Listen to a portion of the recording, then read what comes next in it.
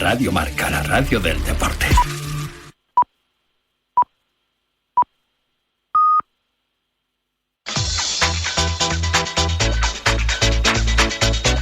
Al límite, con Fernando Soria.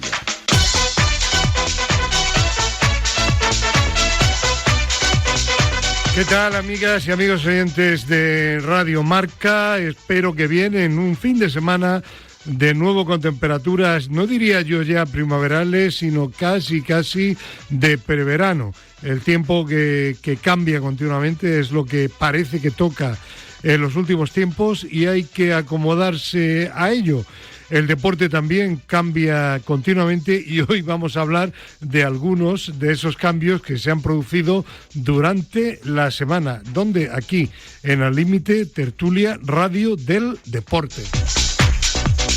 Con Víctor Palmeiro en la parte técnica y con Xavi Vergara en la coordinación, producción y en la parte de tertulia de fútbol.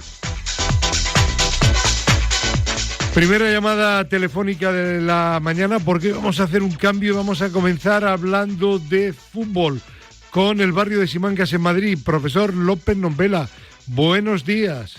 Buenos días. En Madrid, creo, desde luego no en Navalcarnero. Pedro Calvo, buenos días. Muy buenos días.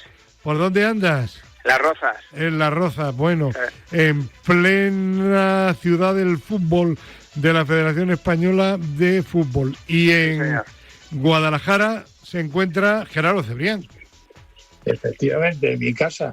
Y aquí en el estudio número 2, en un instante entrará Xavi Vergara, con el que ayer hablamos y felicitábamos por la victoria ante el Atlético de Madrid de su equipo Osasuna y porque su gran amigo, entre comillas, lo de amigo Vicente Moreno, ha dicho que deja ya Osasuna para la próxima temporada. Bueno, ayer hablamos de la jornada de Liga, ayer hablamos de lo que puede suceder en esa penúltima jornada de Liga de Primera División, hoy domingo todos los partidos 7 de la tarde, y anunciamos que hoy hablaríamos del título ya oficial de campeón de Liga del Barcelona y también de las últimas novedades del Real Madrid.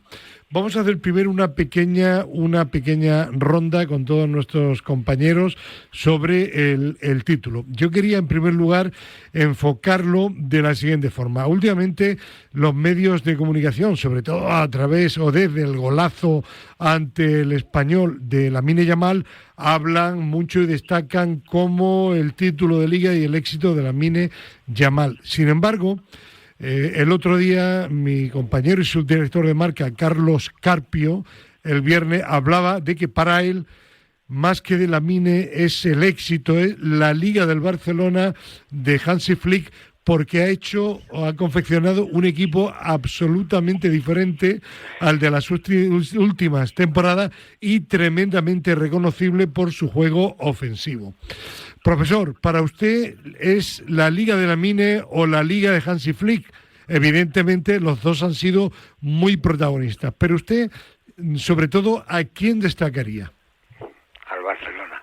Al Barcelona. Sí. Concretamente, la historia del Barcelona. No, que hay un señor que ha llegado y ha escogido aquí unos cuantos, no. Usted no personalizaría, por tanto... No, pero además usted lo sabe. Si yo llevo todo el año diciendo que el Barcelona... Claro, pero el hombre que ha dado el gran cambio, no queda duda que es el alemán, ¿no? Bueno, el alemán ya le veremos. Ya. Porque esto ya ha renovado, pues ya le veremos. Vale. Es que dura mucho, el fútbol dura mucho. Para el profe de la Liga del Barcelona. Para Gerardo Cebrián... Siempre el club por encima de cualquier jugador. Bueno, ya, pero quiero decir quién es dentro del club, quién ha sido el principal protagonista. A eso me refería. El entrenador. Pues eso. Para mí el entrenador ha cambiado la dinámica del... Y parte del éxito, y ya sabíamos que Lamine era bueno, pero es que ahora con el sistema de Hansi Flick es todavía mejor. Bueno, yo lo que me refiero es que ha cogido un equipo que estaba en la ruina, económica y futbolísticamente hablando, más económica que futbolísticamente, ha empezado a sacar chicos de la cantera, ojalá otros buen viaje. Aprendan la lección y, hombre, algún fichaje, no digo que no, pero sobre todo la base en la cantera y, bueno, le ha lavado la cara, la ha cambiado, le ha dado la vuelta al calcetín y, por lo tanto, hay que reconocerlo. Ha sido un gran equipo este año del Barça. Pedro. Bueno, yo marcaría en cierto modo la reflexión que acaba de hacer Gerardo. Lamine y tú. Lamine al final viene a hacer una buena temporada, pero sí que hoy este año ha lucido mucho más porque Hansi Flick ha recuperado jugadores que estaban perdidos para el fútbol. Dígase caso de Lewandowski, Rafinha, propio Pedri. Sin duda, sí. O sea, entonces, Koundé, porque Koundé de era John, una sombra claro. De John, Koundé, que era una sombra de lo que es ahora. Íñigo Martínez. Sí, pero bueno, Íñigo al final tampoco para mí ha sido un diferencial súper importante, pero para mí esos jugadores que te he nombrado sí, porque estaban en un nivel cero. Íñigo al final Íñigo ha marcado el nivel que siempre él tiene, ¿vale? Uh-huh.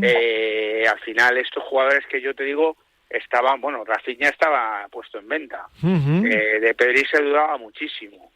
Lamine no, porque Lamine era un poco lo que estaba saliendo, pero el cambio que ha dado Lamine como jugador... Lewandowski incluso. Entonces, el cambio que ha dado Lamine como jugador, pues yo creo que sí que hay que darle el mérito al entrenador, pero también efectivamente luego en el campo Lamine ha sido determinante en muchísimos partidos muy importantes. Xavi. Yo aquí estoy con todo el mundo y solo por añadir un pequeño punto, creo que también lo que le ha venido un jugador que no juega para el Barça, pero que le ha venido muy bien, ha sido la suerte. Hasta el final de esta temporada, sin suerte no te salen. Bueno, pero dicen que la suerte de los campeones. Cuando estás en una dinámica positiva te sale todo. Efectivamente, que la suerte es para quien la busca, efectivamente, eso. Pedro. En eso estoy completamente de acuerdo.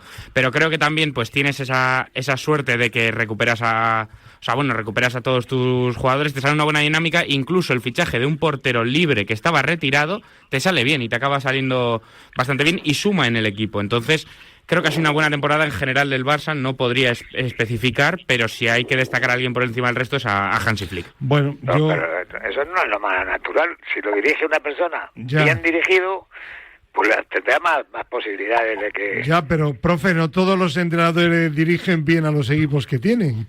Bueno, pues de momento sí lo ha hecho. Claro, efectivamente, eso es. Bueno, bien, dicho esto, se habla de un equipo joven, jugadores muy jóvenes, jugadores de cantera. ¿Es un equipo, profe y resto de compañeros, con tanto futuro como se dice o no?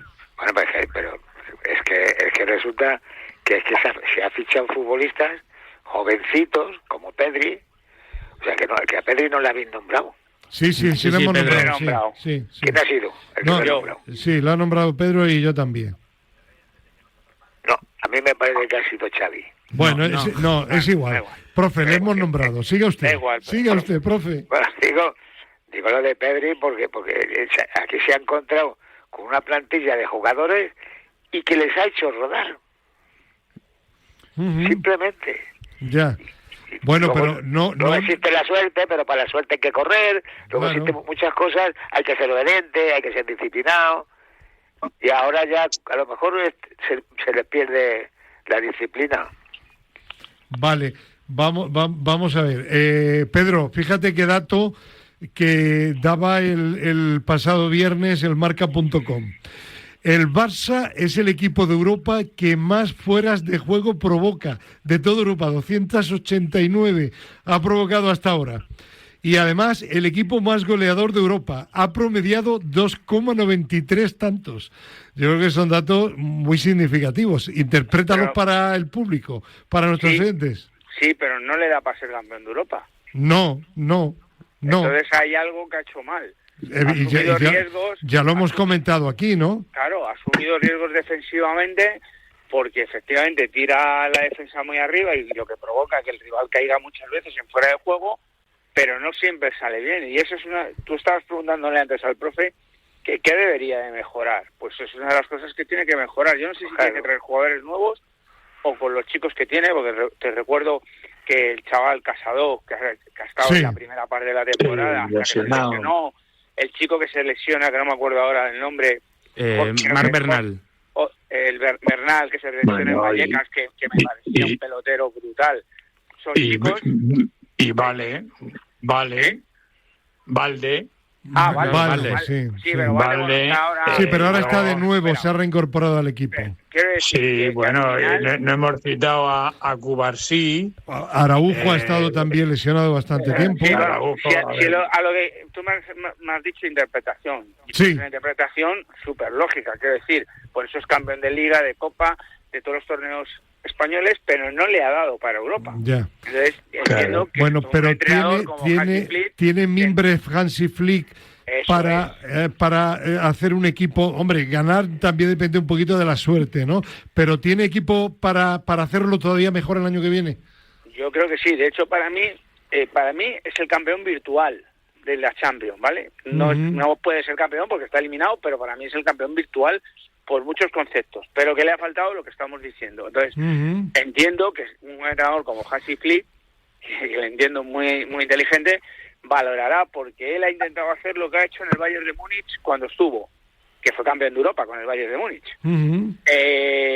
Le necesita algo más en el medio campo. Estamos hablando de la parte de atrás y la cuestión no es la parte de atrás. Atrás está bien. El problema es que para jugar con esa línea tan adelantada, tu centro del campo no puede dejar que el contrario pase el balón a la espalda. Y ahí es donde tiene que buscar esa tecla, porque con Xavi, con Pedri y con De Jong no le da. No le da, Pedro, pero es que tú has destacado la clave. Aquí la clave está en Marc Casado, o en un futbolista parecido a lo que es Marc Casado, efectivamente, porque se ha perdido el tramo final de temporada. A mí me hubiese gustado ver la eliminatoria contra el Inter con Marc Casado en el campo. Totalmente de acuerdo, porque teniendo un Marc Casado, a lo mejor eso que él hacía en el Bayern con Müller y con otros tipos, y con Goretzka y demás, pues le da. Y si eso le da, no es que vayan a caer en más fueras de juego, es que no te va a dejar salir de tu campo. Perfecto. A ver, por ir avanzando, Gerardo. Sí, bueno, estoy de acuerdo básicamente con lo que dice Pedro. De todas maneras hay que tener mucha prudencia con estos jugadores jóvenes. Ya sé que ha estado lesionado, pero ya se ha recuperado, y mirar dónde está Gavi ahora, ¿no? Que pasó de ser insustituible, ahora está jugando de reserva, ¿no? Quiero decir que hay que tener paciencia, que es un equipo muy joven, que tiene mucho futuro, que posiblemente tenga cosas que mejorar, pero también se ha encontrado con una liga en la que el Atlético de Madrid y el Real Madrid peor no lo han podido hacer. Perfecto. El Atlético de Madrid por culpa del Cholo, y el Real Madrid porque el proyecto de Ancelotti está acabado, y porque además ha tenido como 8 o 9 lesiones, y la mayoría en la defensa, y aún así le ha disputado la Liga hasta prácticamente antes de ayer. Por lo tanto, puede mejorar, sí, pero los demás también van a mejorar, y mucho, ¿eh? Vamos a hablar ahora del Real Madrid, no de los fallos, errores que ha habido, sobre todo en la configuración de la plantilla, al margen evidentemente de las lesiones, que también las ha tenido el Barcelona, aunque quizá menos. No compares. Vale. Pero hay una serie de errores que ya hemos comentado anteriormente. Vamos a centrarnos ahora un poco en la actualidad de lo que no hemos comentado desde la semana anterior. Primeramente, Mbappé. ¿Cómo se puede considerar? Posiblemente termine como máximo goleador de la Liga, posiblemente, si va todo normal, y además uno de los jugadores que opten a la bota de oro de este año, máximo goleador de Europa. La pregunta es la siguiente: ¿qué nota le damos a Mbappé en esta su primera temporada en el Real Madrid? Profesor. De 9.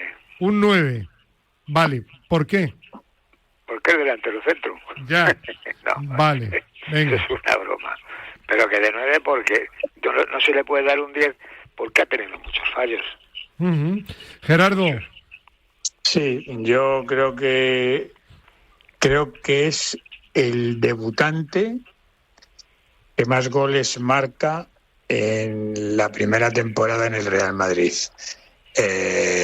Para mí un jugador excepcional, que no juega en su puesto es el de Vinicius, Y efectivamente, yo, por diferir un poquito con el profe, un 9,5. Vale. ¿Y por qué? Pero bueno, ¿y por qué bueno, no te fijas? Oye, fíjate en mí, hombre, fíjate en mí. Xavi. Bueno, pues, A ver, yo aquí voy a bajar un poquito más la nota, yo le voy a dar un 8,5. Es excelsa la temporada goleadora de Kylian Mbappé, sin dudarlo. A mí personalmente me ha faltado un poquito en los partidos importantes de Champions y en alguno de Liga. Ojo, le vi muy bien contra el Barça, empieza a ser el Mbappé de los partidos importantes y tiene mucho margen de mejora, por eso le pongo un 8,5. Tiene mucho margen de mejora porque es fuerte, tiene fuerza, pero no la ha sacado en algunos momentos. Pedro. Pues yo estoy con Xavi, yo le daría un 8,5 porque sí que es verdad que me parece muy buena temporada que ha hecho. Y de hecho la parte esa que tuvo mala se la disculpo un poco porque ahora me he dado cuenta que aunque él también ha fallado, pero era un poco todo el entorno que tenía alrededor de él, y estoy hablando a nivel de vestuario, pero a mí me falta que es un jugador que no trabaja nada.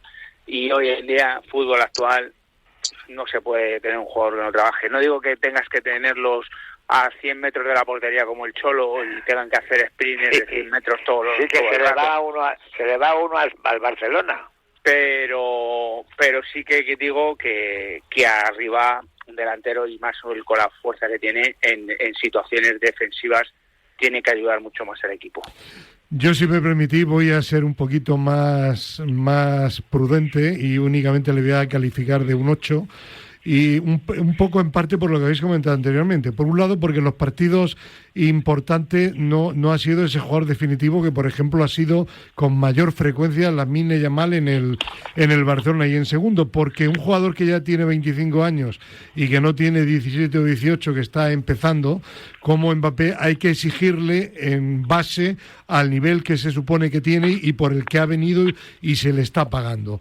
Entonces, tendría, como vosotros decís, tiene que trabajar más. Lamine, con 17 años, trabaja muchísimo más que él, y yo creo que el 8 es porque Mbappé puede dar mucho más de sí y él tiene que intentar esforzarse para conseguirlo. Bien, dejamos a Mbappé. Segunda parte, hemos hablado en programas anteriores de un poco de la verbena que ha sido últimamente el Real Madrid, con Ancelotti que se iba, parecía el camarote de los hermanos Marx, que se iba a Londres y todo el mundo lo decía, cuando estaba todavía la posibilidad de que el Madrid fuera campeón de Liga, según lo que hubiera pasado la semana pasada en Barcelona. Hemos hablado del tema de si Xavi venía, se ha sabido antes también de que terminara la Liga, etcétera, etcétera. Y ahora nos hemos enterado de que el presidente de la Confederación Brasileña de Fútbol, que por cierto, de momento le han apartado de su cargo por irregularidades en la gestión de la federación, dice que hizo público lo del fichaje de Ancelotti por la selección de Brasil porque se filtró y que la operación estaba cerrada hace ya aproximadamente 3 semanas.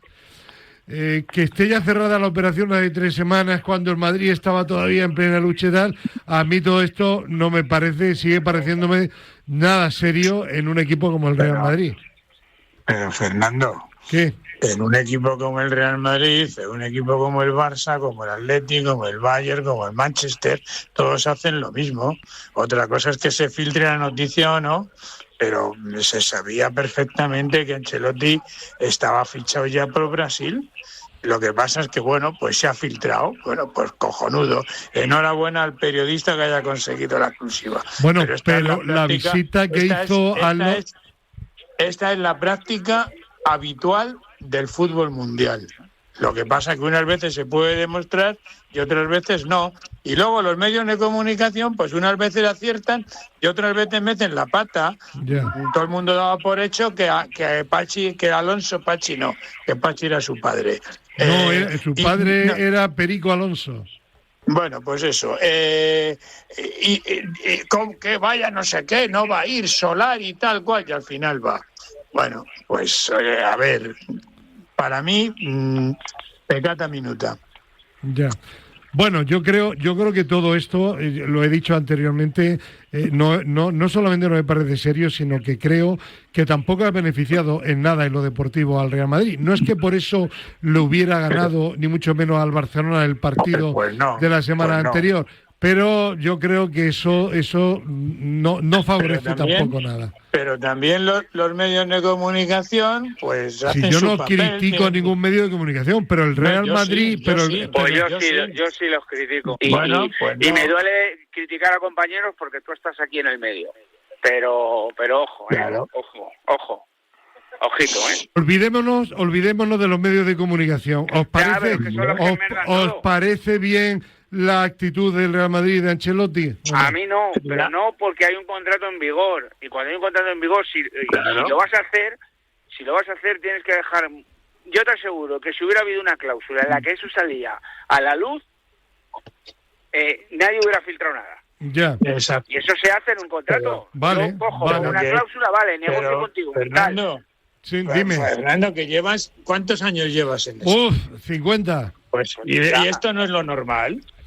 Ya, bueno. Es lo normal. Unas veces se filtra y otras veces no. No siempre. No digas que no, hombre. Bueno. No digas que no. A mí, Fernando, yo voy a tener que dejar. Vale, perfecto. Pero simplemente una cosa, Pedro. Aunque lleve haciendo mucho tiempo, no quiere decir que esté bien.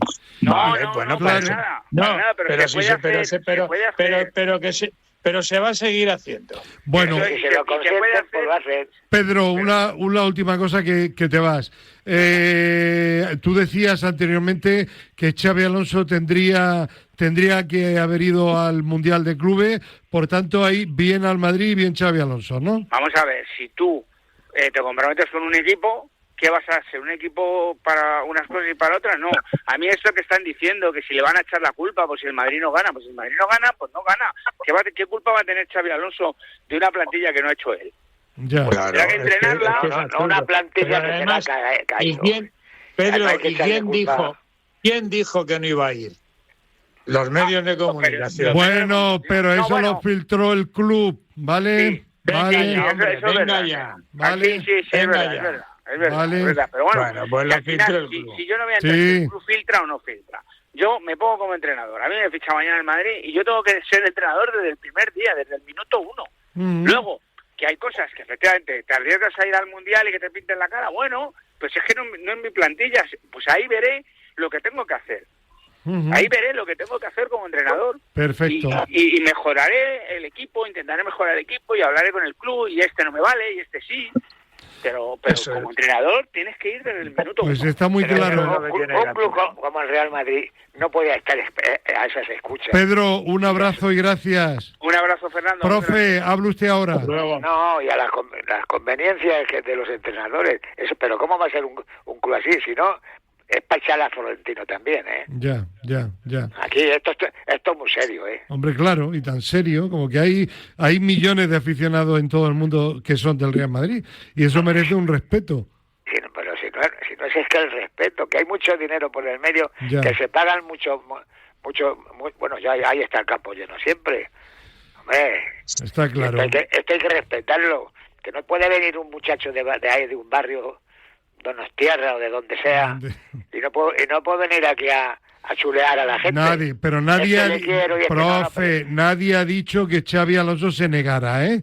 Nadie lo ha dicho. Yo no estaba hablando yo estoy hablando de lo que estoy hablando. Vale. Bueno. Estoy hablando de lo que se está haciendo con los jugadores. Perfecto. El equipo ha bajado y no ha funcionado al final y ya está estropeado, pero por muchas cosas internas. Y además claro, pues eso es lo que quiero decir. Y además de cosas internas, es que son 8. Que todo eso afecta también a lo deportivo, todo lo que hay alrededor y fuera del propio terreno de juego. Pues si jugando no se puede, hay algunos que no las malas miradas. Aquí hay unos futbolistas que son muy honrados. Y lo podríamos ahora mismo decir. El inglés es un fenómeno y está jugando herido desde que empieza la temporada y le dan palos más que una estera Y así todos. Muy bien, que el tiempo no da para más. Profesor, un abrazo, gracias, hasta la semana que viene. Adiós. Adiós. Xavi, ¿quieres añadir algo? No pongo una coma más a lo que ha dicho el profe. Vale. ¿Y tú, Gerardo, de este tema, que ahora hablamos contigo de otro? No, ya está todo dicho del Real Madrid. Vale. Bueno, a ver, tenemos 6 minutos para 2 temas de atletismo, ¿vale? Y luego vamos a recordar, ¿te acuerdas cuando emitimos el capítulo de Deportistas en Blanco y Negro de don Mariano Aro? Sí, claro. Lo vamos a repetir. Pero antes, 2 temillas que quería abordar contigo. Te hablo de 6 minutos, que es mucho, ¿eh? Vale. Primer tema, los relevos femeninos hacen historia en China. Oro en 4x400 con récord nacional y plata en 4x100 en los World Athletics Relay. Bueno, aquí con récord nacional también. Aquí lo primero que tengo que decir es que esto no es un campeonato del mundo. Claro, a ver, esto es un premundial. Es decir, la competición se llama relevos mundiales y es una competición que se hace para clasificar a los equipos que van a competir en el Campeonato del Mundo de verano, que es en Tokio, en septiembre, donde hay unas pruebas de relevos. Y la forma de clasificarse es yendo a China, a Guangzhou, y obtener allí las 14 plazas que hay de las 16 que compiten. Hay otras 2 aún por decidir que lo hacen por ranking mundial. Entonces, España ha presentado 1, 2, 3, 4, 5, 6 equipos. De los 6 equipos, 3 se han clasificado, que son el 4% de mujeres, que además quedó segundo, con récord de España, el 4x4 de mujeres, que ganó la prueba con récord de España, y el 4x4 mixto, que es otro de los nuevos inventos de la World Athletics. Entonces, ¿qué está ocurriendo? Pues que la gente, por el nombre de la competición, como va en inglés, World Relays, ha entendido que era Mundial de Relevos. No.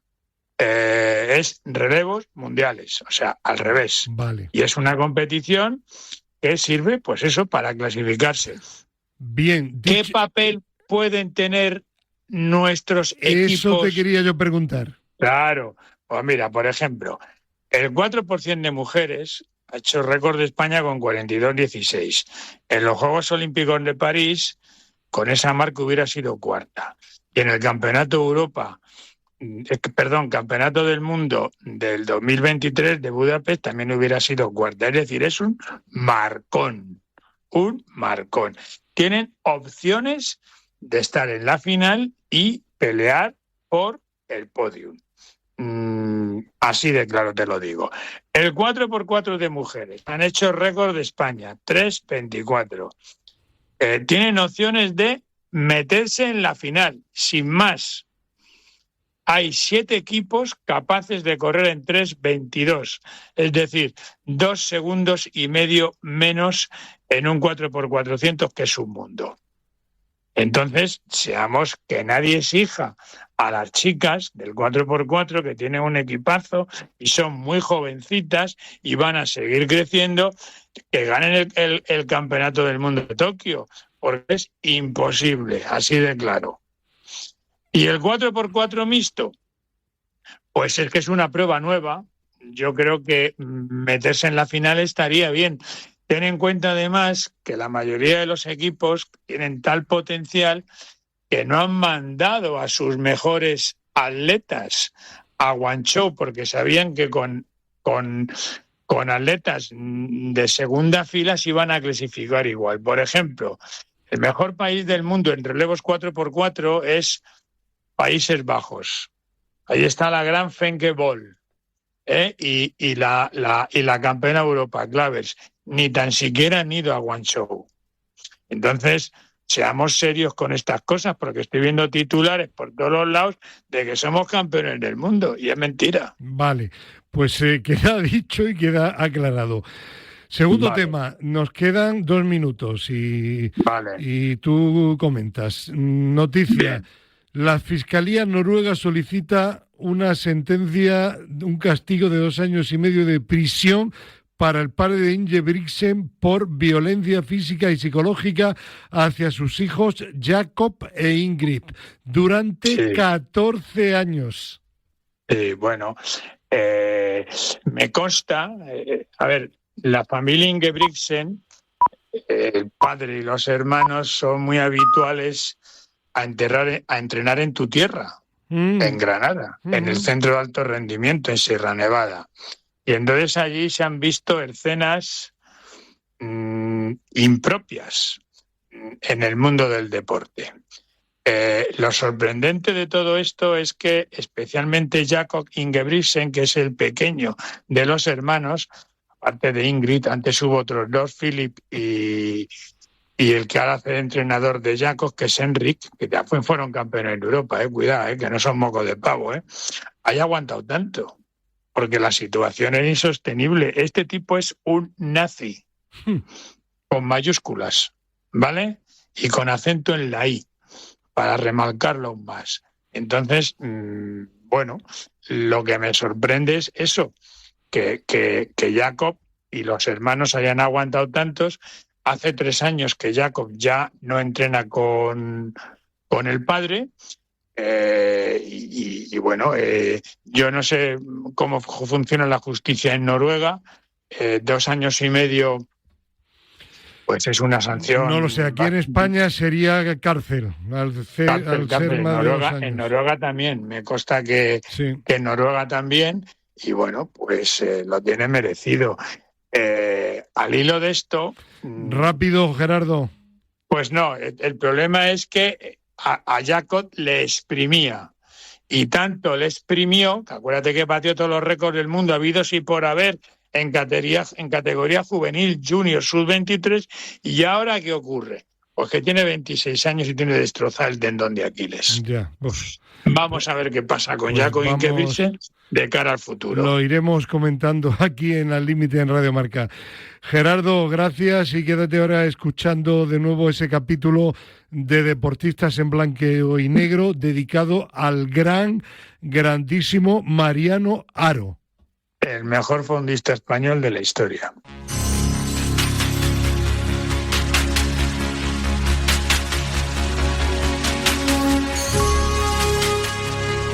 Pues Mariano Haro va a ser hoy el protagonista de un nuevo capítulo de Deportistas en Blanco y Negro, una serie que hemos creado aquí en Al Límite, en Radio Marca, la radio del deporte.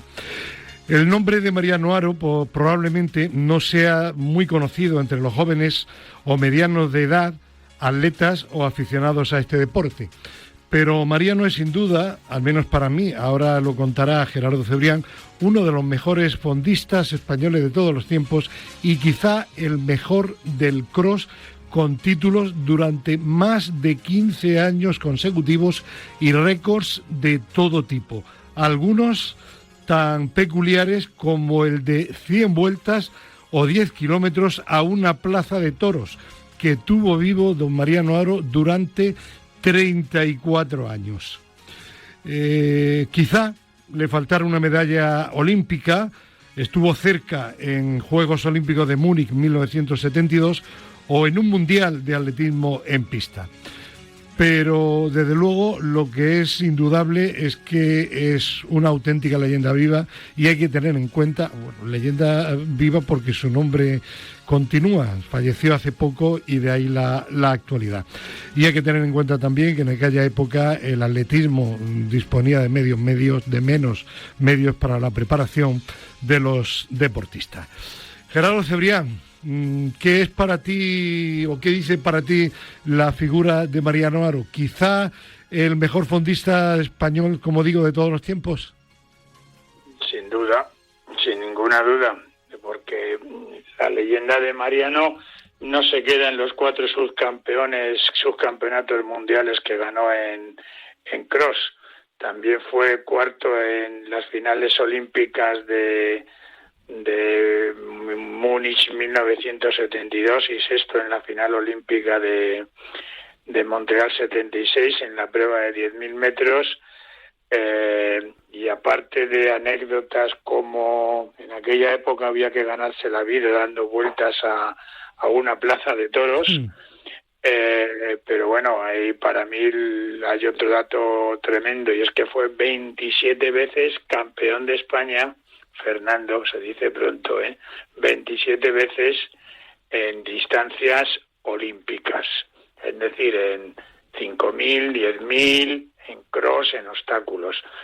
Yo no tengo ninguna duda. Para mí, Mariano es el mejor fondista de la historia de España. Y tenemos también, como no podía ser de otra forma, a Antonio Rivero, doctor en Ciencia de la Actividad Física y el Deporte, ha sido decano del INEF y, sobre todo, un auténtico especialista en la historia del deporte nacional y también internacional. Antonio Rivero, ¿qué sugiere para ti la palabra de Mariano Haro? Bueno, para mí, para los de toda la generación del baby boom, Mariano Haro es... Bueno, recordemos, perdona, que tú has sido atleta también de élite. Sí, y bueno, yo justo empecé a ser internacional cuando él lo dejó.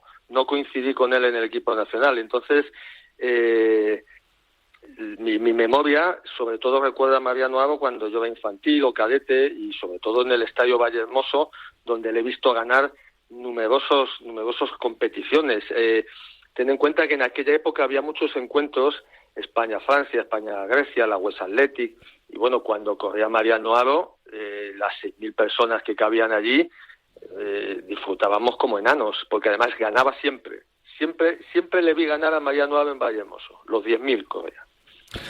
Bueno, y como suele ser habitual en este programa de Deportistas en Blanco y Negro, pues tenemos un reportaje interesante, como siempre, los que firma a Juan Manuel Merino, que se encuentra aquí en el estudio de Radio Marca. Juan Manuel, un trabajo que para ti ha sido un placer, porque recuerdo que desde hace tiempo vienes diciendo, oye, que hay que dedicar un capítulo a Mariano Haro, ¿verdad? Claro que sí, un placer, porque además para mí el deporte ha sido entre el segundo y el primer deporte de mi vida, y para mí, por una parte es un placer, pero por otra parte es duro, porque Mariano Haro ha sido uno de mis ídolos. Entonces, tratar objetivamente como periodista a alguien al que has querido tanto también es un poquito difícil. Pero bueno, hemos mezclado la añoranza y la objetividad y hemos intentado hacer lo mejor posible. Pues Iñaki Serrano, vamos a escuchar ese reportaje interesante de Juanma Merino, y a continuación Antonio Rivero y Gerardo Cebrián comentamos toda la trayectoria de don Mariano Haro. ¿De acuerdo? Sí. Adelante. Perfecto. Como atleta, un genio. Ha sido el mejor fondista que hemos tenido en España. Eso no lo puede dudar nadie. Tanto de cross como de pista. Ha sido el mejor, pero el mejor con diferencia.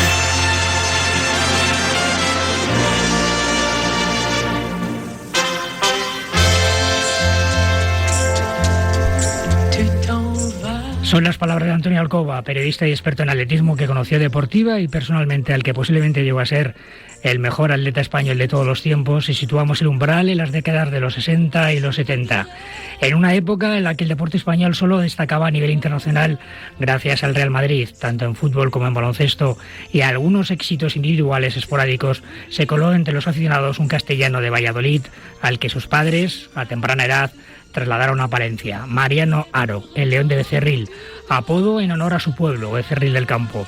Pese a que sus títulos nacionales empezaban a sucederse en el periodo comprendido entre 1961 y 1979, fue 36 veces campeón de España, sumando las modalidades de cross, 3.000 metros obstáculos, 5.000 y 10.000, empezó a despuntar mediáticamente gracias a sus éxitos en lo que en un principio tenía el nombre de Cross de las Naciones y posteriormente Campeonato Mundial de Cross.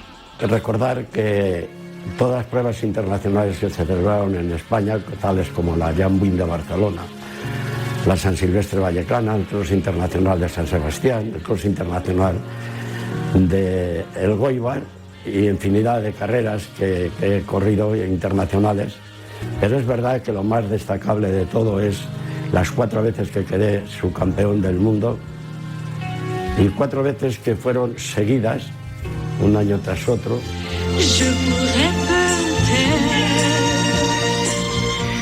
4 segundos puestos consecutivos: 1972 Inglaterra, 1973 Bélgica, 1974 Italia y 1975 Marruecos convirtieron al pupilo de Gerardo Cisneros, clave en su trayectoria, en todo un referente deportivo. Mariano Haro empezó a ocupar portadas de los periódicos y minutos en una televisión única para todo el país, que a lo sumo daba un partido de fútbol a la semana y alguno que otro de baloncesto.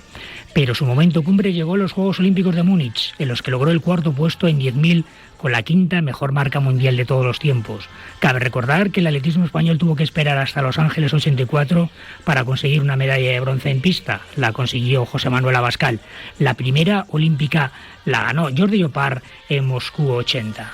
Lo más destacable de mi vida deportiva, yo diría que es el 4º puesto de la Olimpiada de Múnich, sobre todo porque era la 4ª mejor marca que se hacía en ese año, aunque del mundo era la 5ª, ya que Belfort era el recordman del mundo de los 10.000 metros y quedó detrás de mí, aunque yo quedé, como decía, el 4º. Y luego en Montreal pues conseguí otro diploma olímpico. Haro compensó esa punta de velocidad que le faltó para encumbrar su carrera con 2 títulos europeos de cross con el equipo de su vida, el Educación y Descanso de Palencia. Tras dejar el deporte se pasó a la política. Fue alcalde de su ciudad, Becerril de Campos, durante 24 años. Recibió la medalla de oro al mérito deportivo en 2003. Falleció el 24 de julio de 2024 a los 84 años de edad. Après toi, después de ti, la canción que ganó para Luxemburgo Eurovisión en 1972, precisamente cuando empezaron sus éxitos internacionales, tal vez fue premonitoria. Après lui, después de él, tuvo que esperar mucho tiempo nuestro atletismo hasta que volviera a ver a alguien como Mariano Haro.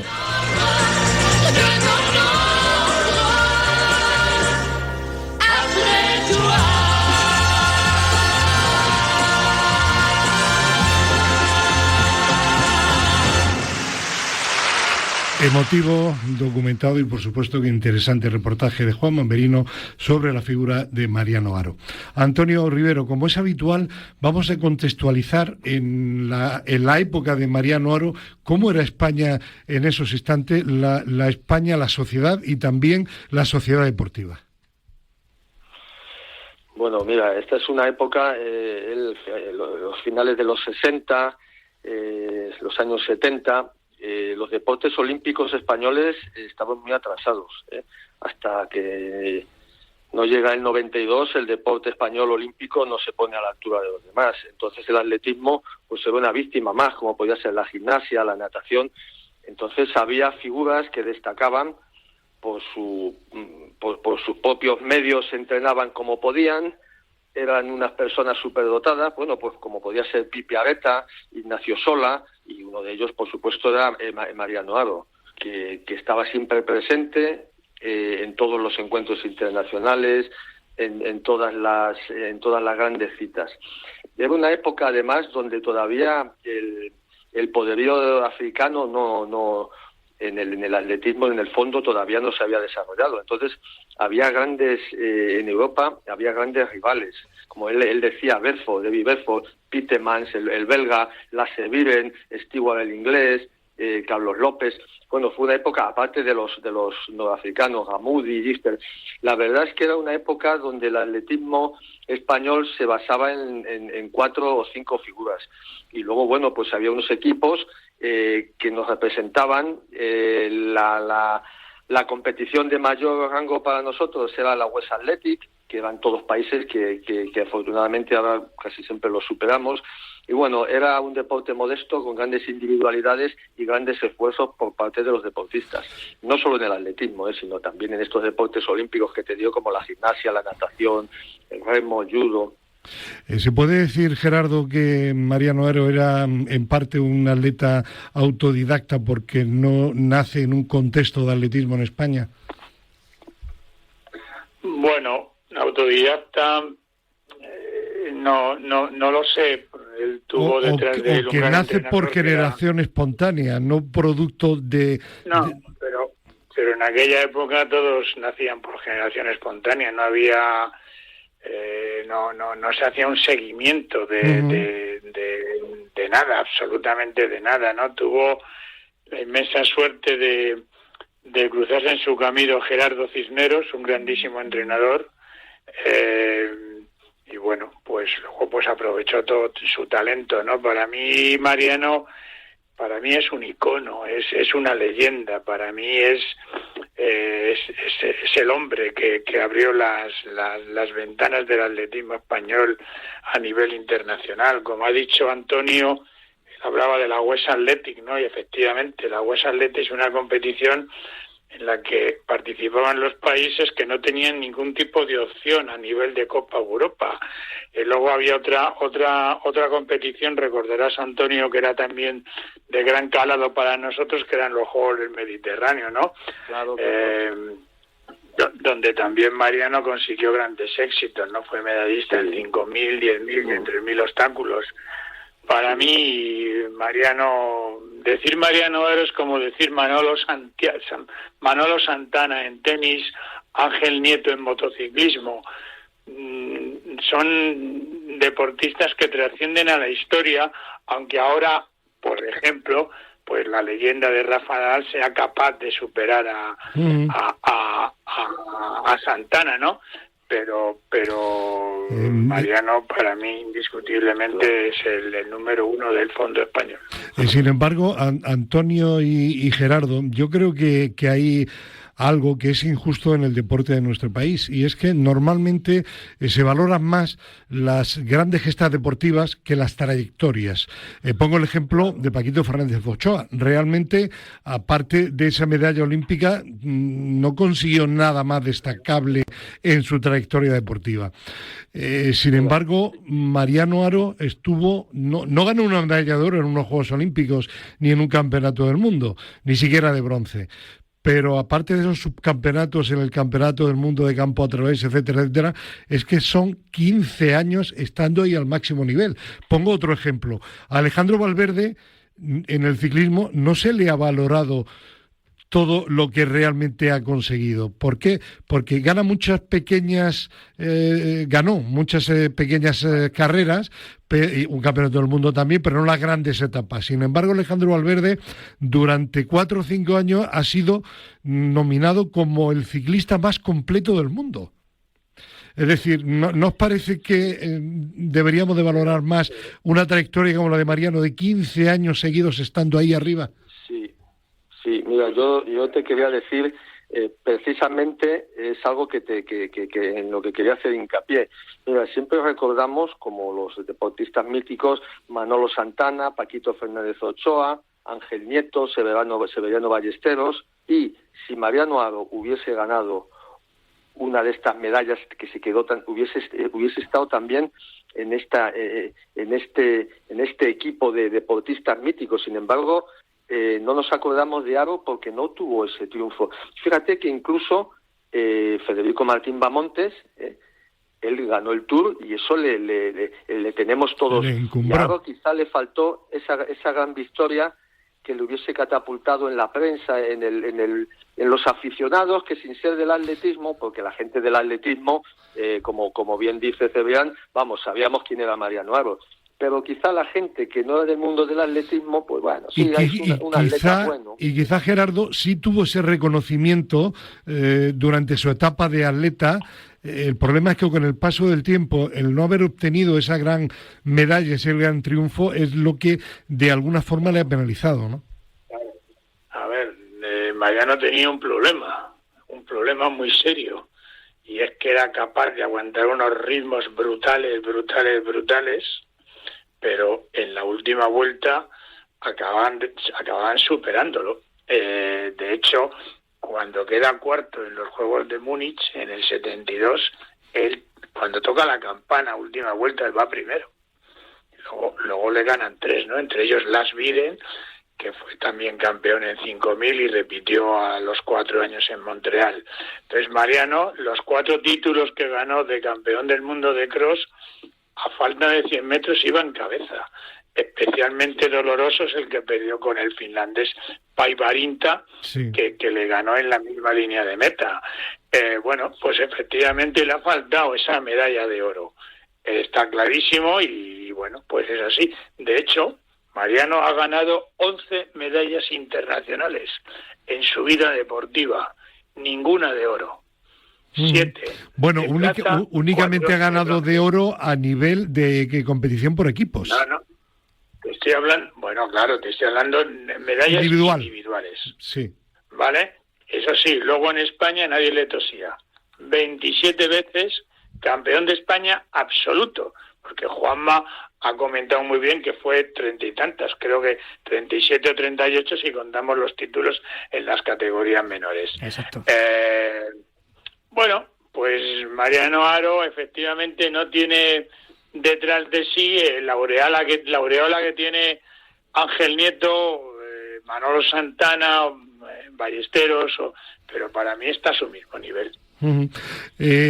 Vamos a hablar ahora, porque el tiempo vuela, de la parte extradeportiva, su día después del atletismo.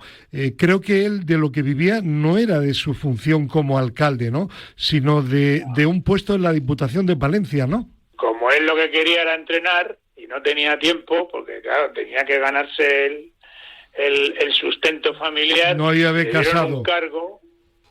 Le dieron un cargo en educación y descanso. Bien. En Palencia. Pero él mismo ha reconocido que no aparecía por allí.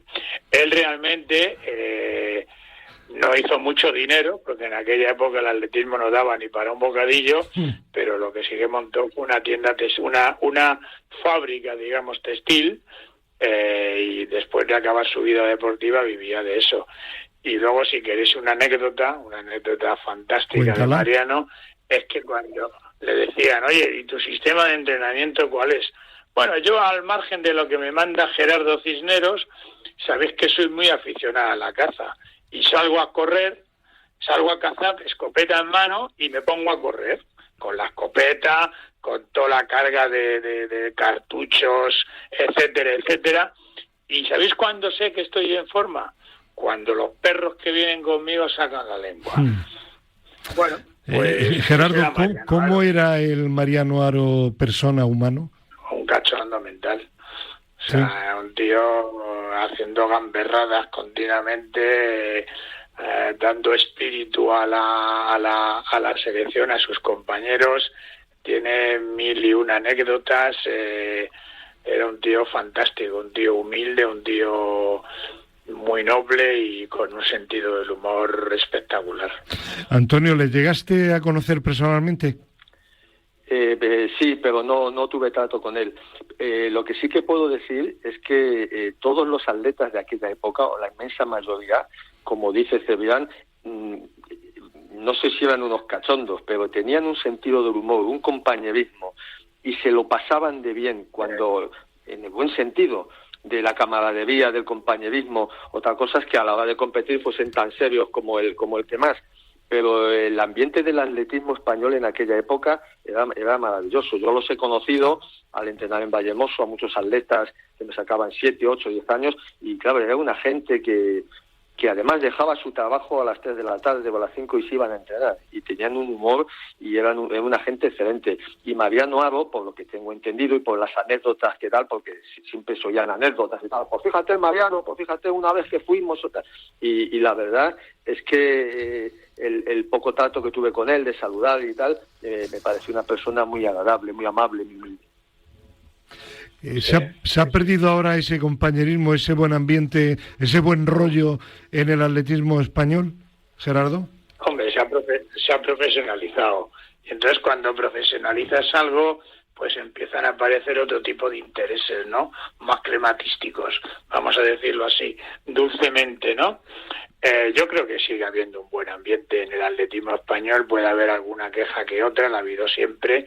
En la época, Antonio, de cuando tú competías, en la época de Juan Manuel de Hoz o de Rafa Cabero, después en la de José María Odriozola y ahora en la de Raúl, yo creo que el ambiente es bastante sano, aunque, pues, bueno, hay discrepancias, Aparte de que en aquella época, como bien ha recordado Antonio, pues tampoco podías quejarte mucho, ¿no? En los 60 y en los 70, ¿no? Ahora, pues es más fácil, si tienes que decir algo, hacerte oír, ¿no? De momento nadie te llama la atención ni te mete en la cárcel. Bueno, yo creo que el ambiente de aquella época era mejor porque estábamos en pañales. Entre los atletas, fantástico. Vamos. 24 años contaba Juanma Merino, de alcalde de Becerril de Campos, una localidad a 15 kilómetros de Palencia. Bueno, tenía que ser tremendamente querido y me imagino que sería un cargo absolutamente altruista, ¿no? Bueno, yo no lo sé. La última época no lo sé. Yo imagino que en aquella época los alcaldes no cobraban. Bueno. ¿Él bromeaba por su condición de alcalde? No, nunca. Se tomaba su trabajo de alcalde como tan seria, como responsable era a la hora de competir. A ver, alguien que se mantiene 24 años de alcalde tiene que ser muy querido en su pueblo, sin ninguna duda. No, yo creo que Mariano es que era tan noble, tan noble, que es imposible, ¿no? El enfadarse con él.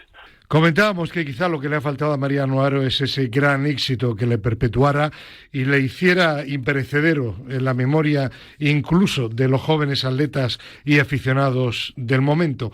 Pero lo que sí que puedo asegurar es que para los de mi generación, yo soy de la misma que Juanma Merino, que Gerardo Cebrián aproximadamente, o que Antonio Rivero, en el año 72, final de 10.000 metros, Juegos Olímpicos de Múnich, yo tenía 14 años.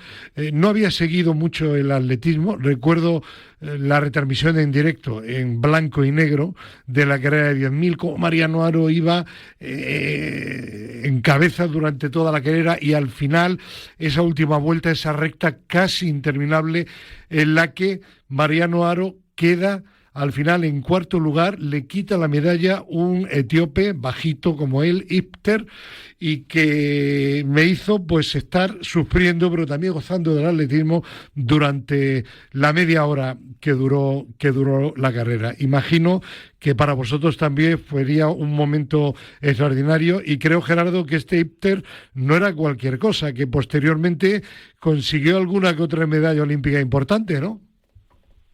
Bueno, claro, fue campeón olímpico de 10.000 en 1980 y era un grandísimo corredor de cross, fue también campeón del mundo y los dos atletas que entraron delante de Gifter eran ni más ni menos que Emil Pietemans de Bélgica. Segundo. Y Lars Viren, primero. Y Lars Viren, que fue 4 veces campeón olímpico. Casi nada. 5.000 y 10.000. Claro. Evidentemente. ¿Recuerdas tú esa carrera? ¿La viviste, Antonio, en directo? Yo sí, me acuerdo de las dos, sobre todo más de la del 76, pero bueno, la de la otra me acuerdo porque estaba Mariano Haro y estábamos todos mirando la televisión, y luego ya en el 76 ya con más conocimiento atlético, que ganó la Seviven también. Bueno, el tiempo... Y segundo, Antonio, y segundo, un tal Carlos López. Carlos López, mal, claro. ¿no? Campeón olímpico de maratón posteriormente, ¿no? Exactamente. En el 84 y plusmarquista europeo de 10.000 metros. Gerardo, una curiosidad, ¿no intentó nunca el maratón Mariano Haro? Sí, de hecho fue campeón de España. ¿También? De una distancia, te acordarás, Antonio, que era de gran fondo, de 30 kilómetros, pero Mariano, si hubiera acabado, siempre que corrió la prueba de 30 kilómetros, si hubiera conseguido mantener el ritmo, hubiera batido el récord de España de largo y posiblemente de Europa de maratón. Pero ese era el problema de Mariano, que luego en el kilómetro 33-34 pues no conseguía aguantar y terminaba retirándose.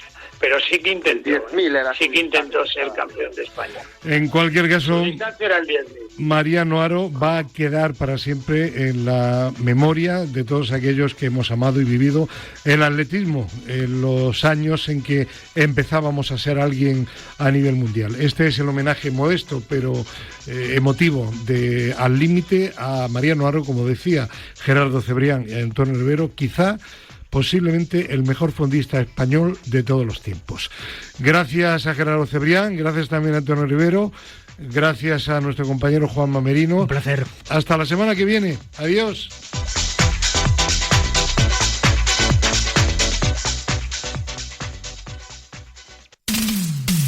Si la cárcel del Barça es su estilo... El Corrillo, la mejor tertulia deportiva a las 2:10 todos los días. Eso sí que demuestra que... De lunes a viernes, con toda la actualidad futbolera. No es normal rotar en portería. 20 minutos de tertulia con la mejor actualidad deportiva. El Corrillo, que es un corro chiquitillo. Desde la llegada de Xavi están buscando la excelencia y querían ganar la